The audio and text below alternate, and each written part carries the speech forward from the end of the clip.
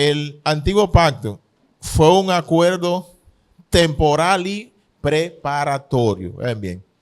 Este pacto, repito, fue un acuerdo temporal y preparatorio. ¿Por qué temporal? Porque iba a durar solamente un tiempo o una temporada. Era un pacto perpetuo. Tenía su fin. ¿Por qué preparatorio? Porque era la preparación para lo que habría de venir, o sea, el nuevo pacto que en la próxima semana vamos a estar viendo sobre eso. Como le estaba diciendo, el antiguo pacto fue un acuerdo temporal y preparatorio que se caracterizaba por la ley y que tenía como fin apuntar hacia la ciudad de Cristo y el nuevo pacto. O sea, el antiguo pacto se caracterizaba por la ley y apuntaba a Jesucristo. Hoy vamos a ver de una manera más clara lo que hemos estado repitiendo, que toda la Biblia apunta a Jesucristo. Este pacto antiguo también apunta directamente a la persona de nuestro Señor y Salvador, Cristo Jesús. El antiguo pacto se entiende no como un sistema aislado. O sea, el antiguo pacto no está aislado de lo que es el nuevo pacto o lo que es las otras partes de las Sagradas Escrituras. O sea, no debemos entenderlo como un sistema que Dios da aislado, sino como una etapa esencial y preparatoria dentro del plan redentor de Dios que termina en Jesucristo. O sea, el antiguo pacto es un sistema temporal y preparatorio y termina, por eso digo que toda la Biblia apunta a Jesucristo, y el antiguo pacto termina o culmina con el nacimiento de nuestro Señor y Salvador Cristo Jesús. La perspectiva de este pacto es la continuidad de la revelación y la supremacía de la gracia sobre la obra o sobre la ley. Vamos a ver algunas características relacionadas con el antiguo pacto: propósito, tiempo, transitoriedad, etcétera, etcétera. Vamos a ver un poco sobre este pacto antiguo, sus características. Número uno, lo que vamos a ver es, como le había ya mencionado, es un pacto temporal y tuvo su cumplimiento. O sea, no fue dado al azar. Si por favor me pueden poner Gálatas 3:24 antes de pasar a ese párrafo que tenemos ahí en pantalla. Gálatas 3:24. Vamos a ver que aquí podemos entender que este pacto antiguo tenía un propósito transitorio y también de guiar hacia Jesucristo a nosotros. Dice Pablo, de manera que la ley ha sido nuestro ayo para llevarnos a Cristo, a fin de que fuésemos justificados por la fe. Hemos venido enfatizando que la salvación siempre ha sido por gracia, por medio de la fe. Vamos primero a detener un poco en este versículo.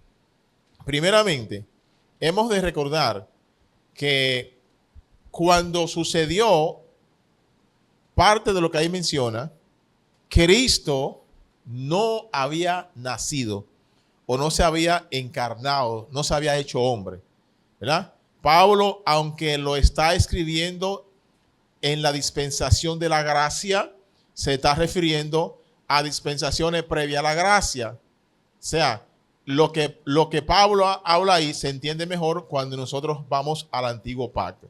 Entonces, recuerdo, Cristo como Dios siempre ha existido, pero como hombre existió hace 2000 años y vivió unos 33 años. ¿Qué es lo que vemos aquí? Reiteramos, estamos viendo el punto que el antiguo pacto era temporal y tuvo su cumplimiento, tuvo su propósito. Entonces, ¿qué es lo que dice aquí? Bien, dice de manera que la ley ha sido nuestro ayo.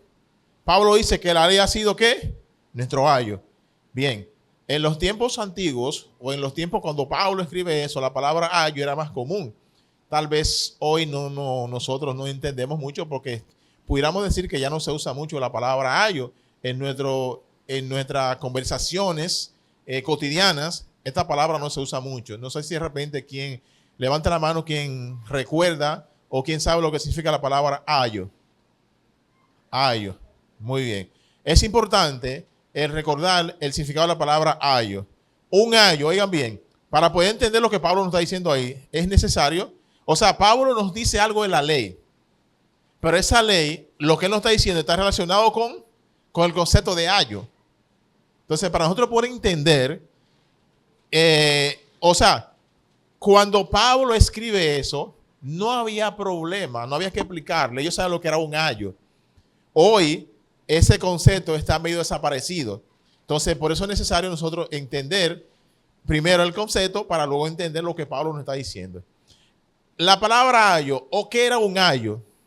Un ayo, quizás hoy se usa de otra manera, pero un ayo era una persona que estaba a cargo de un niño hasta que ese niño llegara a ser joven. ¿Vamos bien? Ese era un ayo. Era una persona que agarraba a un niño, y lo educaba, lo criaba hasta que era grande. ¿Perdón? Un tutor, más o menos. Pero quizá la tutoría de hoy difiere. Era algo más personal. Lo preparaba. El ayo estaba con ese niño de pequeño, lo agarraba hasta que ya estaba ya grande, estaba joven. Ahora, algo interesante con esto de un ayo. La función de un ayo en la vida de un niño, ¿cuánto duraba? ¿Para siempre? No duraba para siempre, ¿verdad que sí? Porque cuando el niño ya era joven, ¿cuál era el trabajo del ayo? Ya yo terminé. Yo estaba contigo para prepararte mientras tú alcanzaras, vamos a decir, la mayoría de edad. Ya tú no me necesitas. Ya yo te llevé ahí. Entonces era temporal, ¿cierto? O sea, el trabajo de esa guía o de ese guía era temporal. Entonces Pablo nos está diciendo que la ley aquí es, el propósito de la ley era temporal. Dice que si la función del ayo era temporal, y Pablo dice que la ley era como un ayo para nosotros, nos está diciendo que el periodo, o sea que la ley tenía un propósito temporal en nuestras vidas. En este sentido. También, la ley tenía un propósito. El propósito del ayo era preparar al niño. Aquí dice, vuelvo a leerlo, de manera que la ley ha sido nuestro ayo. Dice Pablo como buen judío. Él decía, la ley ha sido nuestro ayo. Ahora, para que nos preparaba hacia donde me guiaba la ley nos guiaba hacia quién? A Jesucristo. ¿Vamos bien? ¿Cuántos dicen amén? Por eso decimos que la salvación siempre ha sido por gracia, por medio de la fe. La ley tenía un propósito, era llevarme, guiarme. Acuérdense que un ayo era una guía por un tiempo. La ley me guiaba por un tiempo. ¿Hasta cuándo? Hasta que llegara Cristo. Cuando Cristo viene, la ley cumplió. ¿Cuántos dicen amén? Ya la ley cumplió cuando Cristo viene, porque su propósito era temporal. En tanto que Cristo viniera, la ley me iba a guiar a Cristo. Cuando Cristo llegó, ya yo no necesito un ayo. Dice, de manera que la ley ha sido nuestro ayo para llevarnos ¿a quién? A Cristo. Oigan bien, a fin, con el propósito. Tenía un propósito también la ley, ¿sí o sí? Dice, a fin de que fuésemos justificados por la fe. Yo no sé si ustedes ven todo el panorama. ¿Cuántos dicen amén?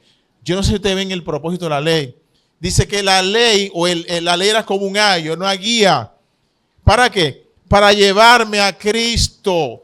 Pero ¿para qué la ley? ¿Cuál es el propósito de la ley? Llevarme a Cristo. Que yo fuera justificado ¿por qué? Por la fe. Ahora, ¿qué es justificado por la fe? La palabra o el verbo justificar es una palabra, se usa mucho en los tribunales y literalmente dice declarado inocente, descargado. A fulano de tal lo descargaron, es inocente. Nosotros entendemos por la palabra de Dios, y vuelvo a hacer comparación, recuerden que estamos viendo el antiguo pacto, que hemos dicho que la salvación siempre ha sido por gracia a través de la fe. Abraham, como vimos en semana, creo que fue la semana pasada o el domingo pasado, estuvimos viendo que la palabra de Dios dice en Génesis, estuvimos viendo que Abraham creyó a Dios y le fue contado por justicia. Interesante. Ahora le pido un poquito más de su concentración para entender un poquito más esto. Dice que Abraham le creyó a Dios y fue contado por justicia. La palabra justicia significa declarado inocente, sin culpa. No es que Abraham no era culpable. Abraham fue declarado inocente. Pero ¿cómo es que si en el momento que Abraham le creyó a Dios, si Jesucristo no había nacido, cómo es entonces que Abraham fue declarado inocente? Fue declarado justo, sin falta. La razón es, hermano, es que en ese momento, cuando Dios llama a Abraham, le dice, Abraham, ven acá. Génesis capítulo 12, versículo 1 al 3. Abraham, ven acá. Deja tu casa, deja todo, ven. Y vete a un lugar una tierra donde yo te voy a mandar. Y te voy a hacer de ti una nación grande, el pueblo judío. ¿Verdad que sí? Que de hecho se cumplió parte de esa promesa. Pero también le dijo, y serán benditas en ti todas las familias de la tierra. Todas las familias de la tierra. Literalmente, la promesa era que a través de Isaac vendría la bendición que iba a salir de Abraham, y es a través de esa bendición que Dios iba, valga la redundancia, a bendecir a todas las familias de la tierra. ¿Qué hizo Abraham? Dios le dice, y la bendición es que a través de tu simiente yo voy a enviar el Salvador del mundo. ¿Están viendo? En ese momento, cuando Dios le hace la promesa a Abraham, Cristo no había nacido. Ni siquiera Isaac había nacido. Amén. Pero dice que Abraham creyó. ¿En qué? En la promesa de Dios. ¿Cuál fue la promesa a Abraham? En algún momento del futuro, un hijo tuyo, de tu descendencia, de esa nación que voy a crear a través de ti, de esa nación, yo voy a enviar el Salvador del mundo, que inclusive a ti te va a salvar. Y dice que Abraham creyó en eso. ¿En qué creyó? En la promesa de Dios, en que Dios iba a enviar el Salvador del mundo, y que aunque viniera de la simiente, de la descendencia de Abraham, Abraham tenía que creer que solamente en lo que ese Salvador haría en la cruz del Calvario era suficiente para pagar sus pecados. La diferencia es, estamos en el periodo de la gracia. Llaman las dispensaciones. Tal vez estamos viendo la sexta dispensación. La diferencia entre la dispensación de la gracia, en el caso de la dispensación de la ley, que fue la dispensación previa a esta, la quinta dispensación, o las dispensaciones de la 1 a la 6, a la 5, vamos a llamarlo así. La diferencia es, yo pienso que para nosotros, en esta dispensación, humanamente hablando, señores, qué paradoja, humanamente hablando, y van a entender por qué hablo de paradoja. Humanamente hablando, debería ser más fácil para nosotros creer. ¿Por qué? Porque ahora, cuando se predica el evangelio, ¿qué se predica? Que Cristo murió, ¿por qué? Por nuestro pecado. Ya Él lo hizo, ya Él vino, ya la promesa se cumplió. Amén. Entonces, debería ser más fácil de confiar en Cristo, de depositar nuestra fe en Cristo. Pero no lo vemos así, porque el pecado sigue corriendo. Ahora, la promesa es, ya no es que voy a mandar el Salvador, ya que el Salvador vino y demostró y sufrió, derramó su sangre preciosa, fue flagelado, fue golpeado, fue escupido, fue avergonzado, siendo Dios, no escatimó ningún esfuerzo y lo hizo solamente porque Él te ama mucho. Dice que si tú depositas tu fe en la gracia, en su favor inmerecido, tú tienes salvación, tú tienes vida eterna. Ya Dios lo hizo. En el caso de ellos, Dios lo iba a hacer. ¿Están entendiendo? ¿Cuántos están conmigo? En el caso de Abraham, Dios le prometía, lo voy a mandar, lo voy a hacer. La promesa de ellos era mirando al futuro, cuando Dios iba a hacer esa promesa y creyeron en esa promesa que de alguna manera Dios enviaría el Salvador del mundo que le iba a dar salvación a ellos. Y murieron esperando en eso, pero Dios cumplió su promesa. Entonces ustedes ven, por eso la palabra llama a Abraham el padre de la fe. Tanto en el Antiguo Testamento como en nuestros días, siempre la salvación ha sido a través de Jesucristo, por gracia, por medio de la fe. Las personas tenían que creer que de alguna manera Dios iba a proveer ese Salvador, y esperando en esa figura, en esa promesa, eran declarados justos. En el caso de nosotros, en nuestra dispensación, lo que tenemos que hacer es creer lo que ya Dios hizo. ¿Cuántos dicen amén? Entonces, podemos ver que esta es que el propósito de la ley era llevarnos, guiarnos a Cristo, y la ley no es permanente. La ley tenía un propósito temporal. La persona, si seguimos con el ayo de guiarnos, ustedes saben lo que es un GPS. ¿Quién no ha usado un GPS? Si no lo ha usado, ha estado cerca de uno. Entonces, ¿qué es lo que hace el GPS? El propósito de la ley no es salvar. La ley no salva, no porque no fuera perfecta, sino porque yo soy imperfecto, yo no la puedo cumplir. Por eso la ley a mí no me puede salvar, hermanos. A nadie la ley puede salvar. Pero la ley, aunque no me puede salvar, tiene un propósito. El propósito de un GPS, ¿cuál es? Llevarme ¿a dónde? A la dirección que yo le diga. Que yo le ponga, me va a llevar a esa dirección. Digo, llévame, le digo a uno de las aplicaciones, llévame a la calle Mauricio Báez, número 118, en San Pedro de Macorís. Y le doy y comienza a decirme, dobla calle, endereza esquina, como decimos. Y cuando venga ahí, que te va a decir, tu lugar de llegada está a mano izquierda. ¿Qué hizo el GPS? ¿Cumplió su propósito? Claro que sí. ¿Qué hizo? Te guió hasta la dirección que le dijiste. Bueno, pues la ley tiene un propósito. Pero cuando la ley te lleva a donde tú tienes que llegar, tú necesitas hacer algo. La ley nos lleva, ¿sabe quién? Ante Cristo. Ante Cristo. Ahora yo tengo que tomar una decisión. Con el GPS te trae a la dirección que tú le dices. ¿Te vas a quedar en el vehículo todo el tiempo? ¿Te quedas en el vehículo todo el tiempo? Tienes que tomar una decisión. O entras al edificio o te vas. Amén. Entonces la ley nos guía a Jesucristo. Lo que nos salva es cuando reconocemos que Cristo murió en la cruz, derramó su sangre preciosa, perdonó nuestros pecados, y que la Biblia nos dice en Romanos que todos somos pecadores y que la paga del pecado es muerte.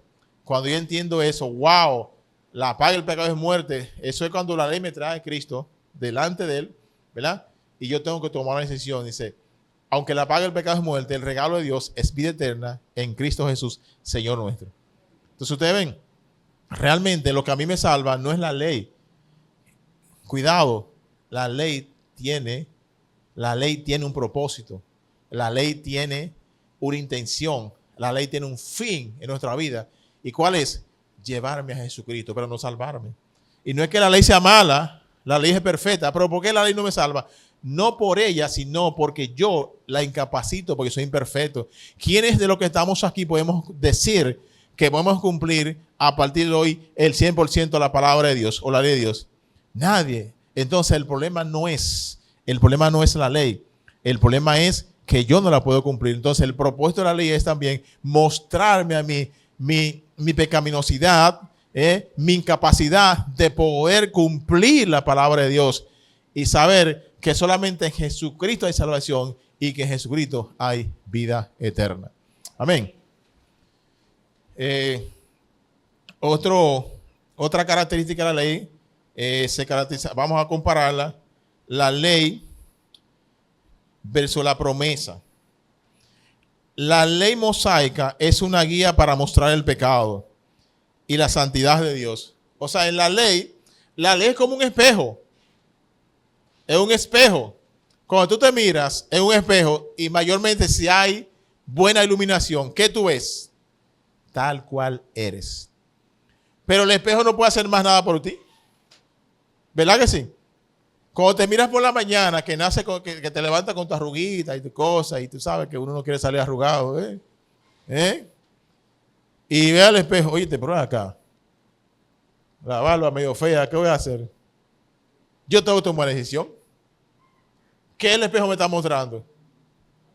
Me está mostrando la realidad. Ahora, yo tomo la decisión si actúo o no. Generalmente cuando vamos al espejo es porque confiamos en el espejo y vamos a hacer lo que me dice. Oye, espérate. No, espérate. Esta ropa está sucia. Oye, te estoy dando sucio. Me la cambio. Pero la ley me mostró nada más el sucio. ¿Sí o sí? La ley no me manda, cámbiate la camisa, va y me agarre. No, me dice, mira, la camisa está sucia. Quítatela. Pero la ley no va y te la quita. Pero el espejo no va y te lo quita. La ley te dice, mira, esto está mal delante de Dios. Te guía, pero es responsabilidad tuya de actuar. Amén. Entonces, no nos equivoquemos, aunque la ley nos salva, la ley nos da luz, la ley nos advierte, la ley nos hace saber las manchas, nuestros pecados, ¿verdad? Donde debemos mejorar, pero la ley se queda ahí. Yo tengo que tomar acción con respecto a cualquier cosa que la ley me pueda observar. La ley mosaica es una guía para mostrar el pecado y la santidad de Dios. O sea, en la ley vemos cuán santo es Dios, cuán apartado el pecado de Dios, pero también muestra la pecaminosidad del ser humano. Pero cuando la ley muestra la santidad de Dios y la pecaminosidad del ser humano, no lo hace con el propósito de salvarnos, porque la ley realmente no me puede salvar porque yo no puedo cumplirla. La promesa dada a Abraham sobre que Abraham su familia saldría el Salvador del mundo, tiene preeminencia sobre la ley. O sea, la gracia está por encima o prima lo que es las obras. No hay un solo ser humano que pueda ser salvo a través de las obras de la carne. Otra característica de este pacto es también que tiene su enfoque en la gracia. En la gracia, fíjense, hago énfasis en la gracia. ¿De qué estamos hablando? ¿Cuál es el tema de hoy? ¿Cuál es el tema de hoy? El antiguo pacto. Pero estamos hablando de gracia. ¿Verdad que sí? O sea, el tema es el antiguo pacto. Sin embargo, una característica de ese pacto antiguo dice que se enfoca en la gracia. O sea, esto nos da a entender que siempre la salvación ha sido por gracia a través de la fe en nuestro Señor y Salvador Cristo Jesús. Entonces, aunque Dios hizo pactos con Abraham y Moisés, el enfoque bíblico central es el nuevo pacto, donde el perdón de pecados es total y definitivo a través de la cruz. Es en Cristo Jesús. Y una vez más, podemos ver entonces que siempre la salvación ha sido por gracia, por medio de la fe.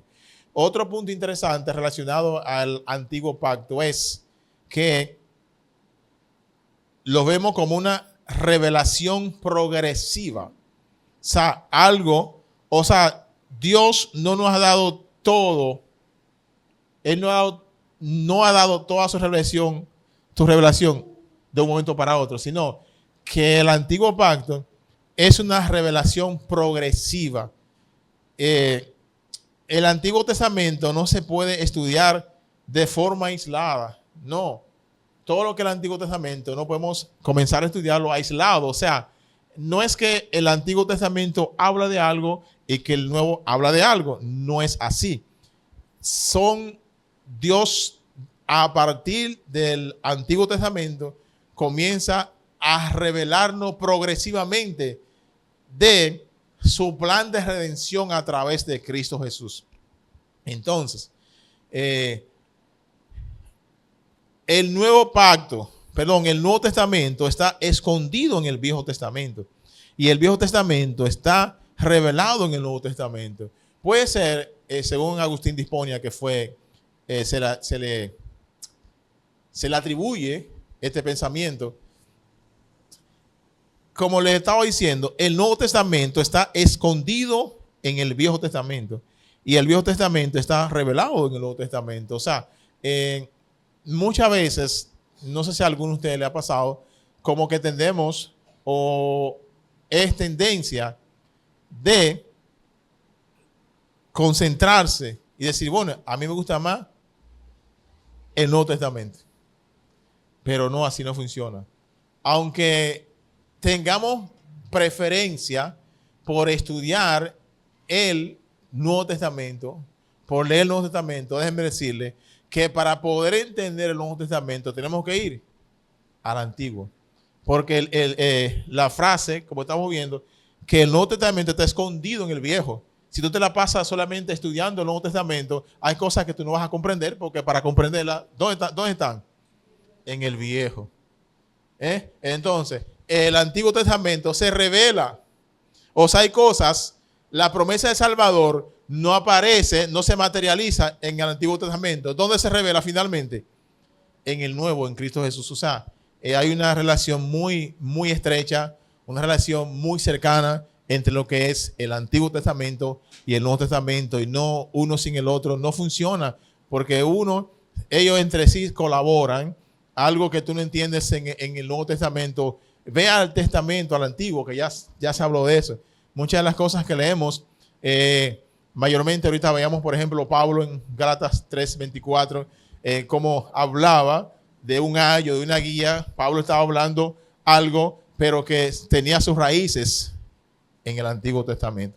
O sea, que no podemos, no son aislados, son parte de un plan progresivo que Dios va haciendo en su plan de redención. Esto es lo que llaman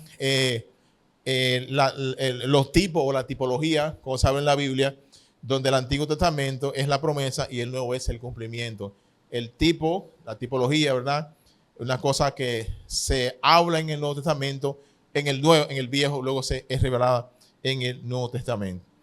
Quiero ya ir finiquitando en una característica, es el cumplimiento en el nuevo pacto. El cumplimiento en el nuevo pacto. Fíjense, hermanos. Mientras que el antiguo pacto se basaba en estipulaciones y sombras, el nuevo pacto es el tema central de la Biblia, establecido en la sangre de Cristo, caracterizado por la transformación interna mediante el Espíritu Santo. Vamos a explicar esto. ¿En qué se trata esto?